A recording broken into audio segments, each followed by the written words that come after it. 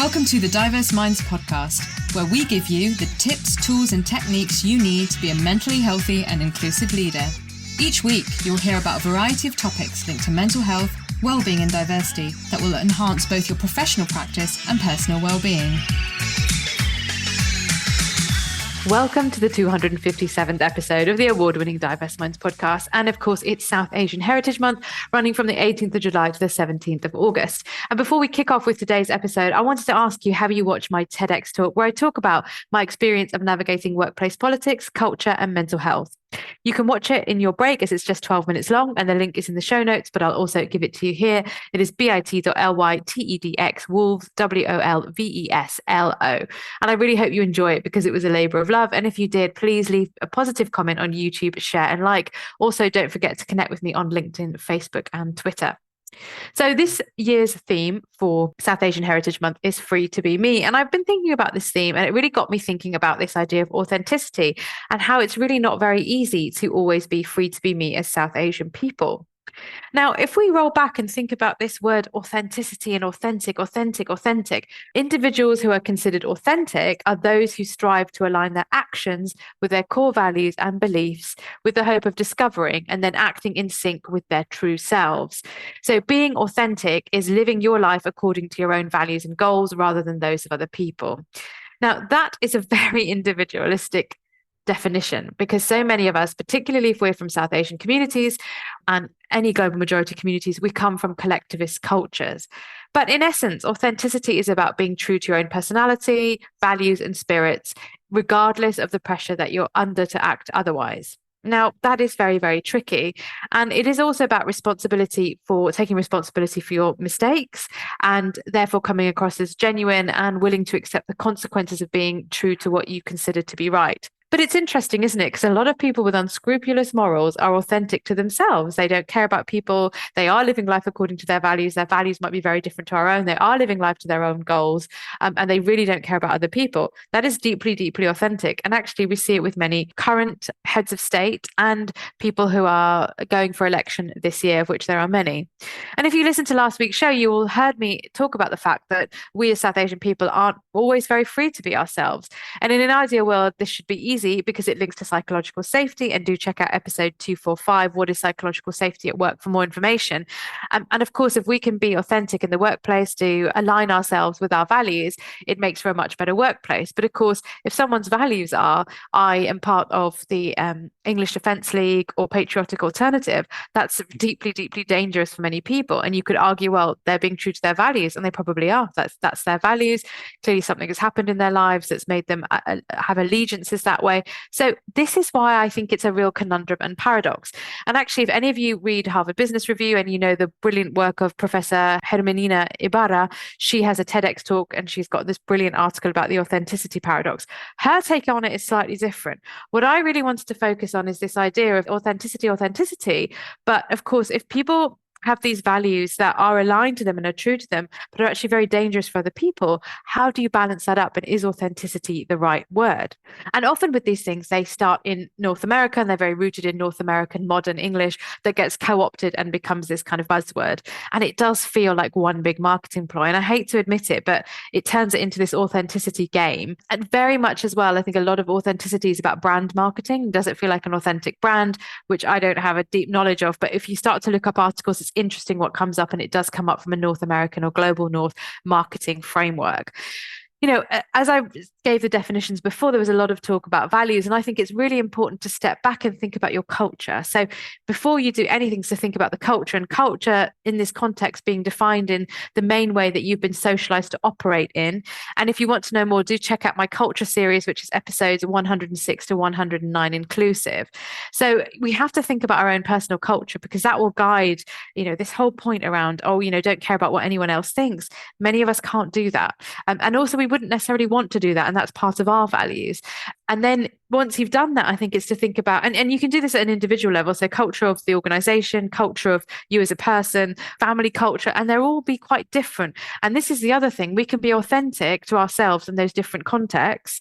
But if someone from our family came into our workplace, they might think, oh, that's interesting. That doesn't mean you're disingenuous. That means you're operating in a way that you have to. So that's another thing, much like my whole big about imposter syndrome. It is not a syndrome. It's the environment and circumstances that make people feel a certain way. I think there's something similar with authenticity, actually.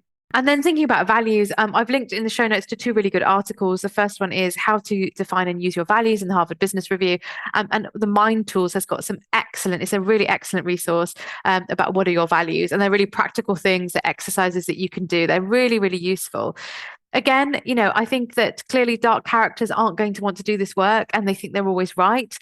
So when we see things or when you read about crimes or things that people have committed, and there's more to that story, I'm not saying that, I'm not trying to point the finger, but it's really hard, isn't it, to process that and think, well, that's interesting. So a current story actually in my mind, and I don't know lots about it, but is a very key figure in a drug cartel has been arrested at age 76. I don't know them. I don't know their values, but it's interesting, isn't it? So they probably are really authentic actually within their community, within the sort of drug cartel community and the community that they've created. They're probably very, very authentic. But of course, then you have this thing around, and I think the American, I think it was the FBI or CIA, I can't remember which organization was saying, we will not have illegal fentanyl coming into our society and ruining lives for people. Yes, I can see that, but the whole private healthcare system and the way that fentanyl is prescribed is very interesting. So this is the other thing. So from one side, maybe this leader of the drug cartel is seen as really authentic and living life by their values. I'm just using that as an example. I don't know them. I don't know enough about the story, and yet they're seen as really corrupt. So this is one of the huge issues with authenticity. So I really hope you're enjoying the content and you want to keep up to date, then join my newsletter. So when you join my mailing list, you'll receive a free copy of my white paper on inclusive language and mental health. And that link is in the show notes, but I'll give it to you here. It is bit.ly/ILMHCK. Now, I mentioned Professor Herminia Ibarra and the authenticity paradox, and do watch her TEDx talk on the subject. And in essence, she talks about our aspirational selves. She says we don't stay the same throughout our lives, which is absolutely right. The point about sincerity, and often for her, when she talks about the authenticity paradox, it's the trade-off between being yourself, and she also talks about it very much in a career context. So how when you develop very high-level skills, it's quite difficult to move away from those because they become intrinsic to your values. And in order to get onto the next stage and be more effective, you have to adapt and change.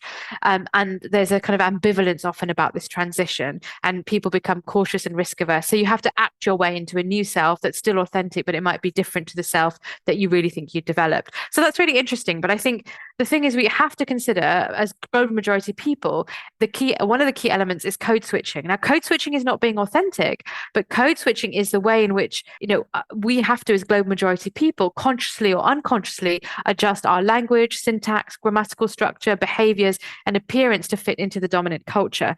Now, this isn't selling out. This isn't being insincere. It's kind of a survival strategy, because we can't always be authentic. As I mentioned, we might be being authentic in the different contexts, but if someone from a different context in our life saw us in the workplace, they might think, oh, that's interesting, because we can't be that self that we are with our friends and family in the workplace because it's too scary.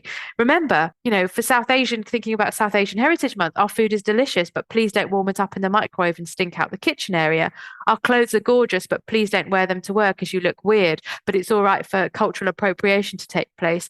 You might be multilingual. As South Asians, many of us speak 2 or 3 languages, but please only speak English at work. Okay, that might be a protocol, but stop gathering together in break times to speak your own languages. So white dominant norms really group South Asian peoples together as well, when the reality is South Asia comprises 8 different countries with hugely expansive diversity and differences of peoples and history within that. So if you want to know more about how I can help you, please do get in touch with me at Layla, Leyla, at diverseminds.co.uk. I can deliver keynotes, workshops, or team coaching sessions. We can have a discussion about this authenticity paradox, values. I also do values-based workshops as part of my global majority leadership programs, because this is interesting, and I think this overused word. And at the beginning, if you watched Professor Ibarra's TEDx talk, she shows a graph of how often the word authenticity is mentioned in the business press and how it's gone up over the years. So remember, authenticity is a buzzword and can be dangerous to throw around. It's really important to think about individual culture, organizational culture, and values. How are we able to speak about this in the workplace? What is the space for this? And remember the paradox, and it's often best to have a work self that works towards creating a positive community for everyone. And I really hope you've enjoyed the show. And if you have, please write me a review on Apple or Spotify, wherever you listen to your podcast from. And as always, I'd love to hear from you as listeners. And to make this super easy, I've created a place online where you can leave me a voice note anonymously called SpeakPipe. The link is in the show notes, and I'll also give it to you here. And if you want to leave your name, you can also do that too. So it's bit.ly/SPKPDMP. And those resources, episode 245, What is Psychological Safety at Work?